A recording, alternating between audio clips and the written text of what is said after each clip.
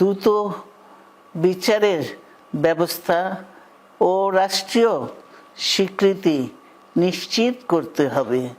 প্রতিটি পরিবারের সম্মানজনক পুনর্বাসন ও নিরাপদ ভবিষ্যৎ নিশ্চিত করতে হবে। আমাদের সামনে যে সুযোগ সৃষ্টি হয়েছে নতুন করে গণতান্ত্রিক ব্যবস্থাকে প্রাতিষ্ঠানিক রূপ দেওয়ার, তা আমাদের দ্রুত সম্পন্ন করতে হবে।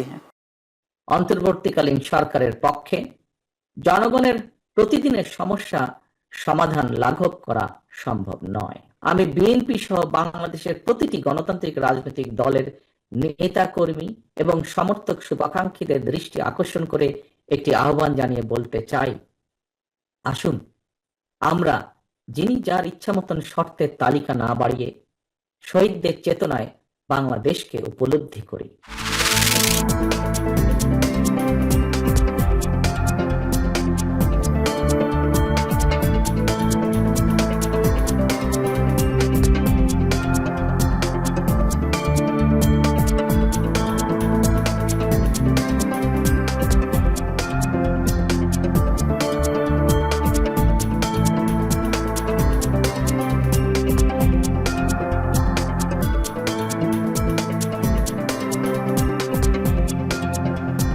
যতদিন পর্যন্ত না নতুন বন্দোবস্তের ভিত্তিতে, মৌলিক সংস্কারের ভিত্তিতে নতুন বাংলাদেশ গঠিত হবে, বৈষম্য বিরোধী বাংলাদেশ গঠিত হবে, বাংলাদেশে সামাজিক ন্যায় বিচার, সাম্য এবং মানবিক মর্যাদা পুনঃপ্রতিষ্ঠিত হবে, ততক্ষণ পর্যন্ত ছাত্র জনতার নেতৃত্বে জাতীয় নাগরিক পার্টি এনসিপির এই সংগ্রাম অব্যাহত থাকবে। বুলেটের সামনে বুক চিতিয়ে দাঁড়িয়েছিল, সেটাই জুলাই গণঅভ্যুত্থানে আমাদের অনুপ্রেরণা ছিল।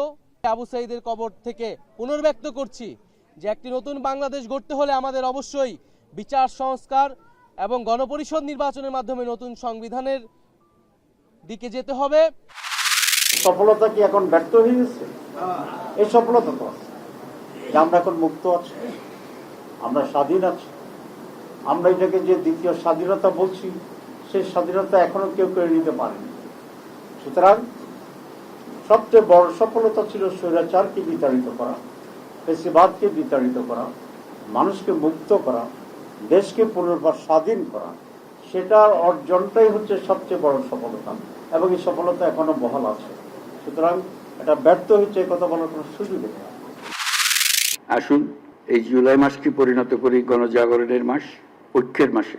যে লক্ষ্যে আমাদের তরুণ ছাত্ররা, জনতা, রিক্সা চালক, শ্রমিক, কিশোররা শহীদ হয়েছিল, সেই লক্ষ্য বাস্তবায়নে আমরা আবার নতুন করে শপথ নেব, যাতে স্বৈরাচার আবার কোনো রকমের কোথাও মাথাচাড়া দিতে না পারে।